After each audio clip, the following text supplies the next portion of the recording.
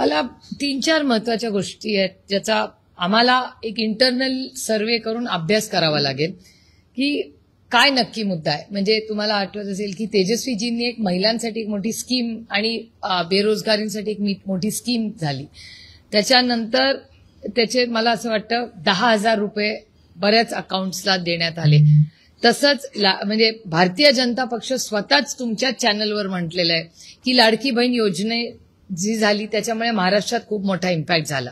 मध्य प्रदेशचे जे सरकार आलं त्याचं क्रेडिट त्यांना देतं. आणि कालच माझ्या दिल्लीच्या पेपरात वाचनात आलं, महाराष्ट्रात आलंय की नाही माहिती नाही मला, पण की मध्य प्रदेशमध्ये लाडकी बहीण योजनेचे पैसे आता वाढवत आहेत आणि ते 2028 पर्यंत चालतील. तेव्हा त्यांची लोकसभा विधानसभा तेव्हाच येते.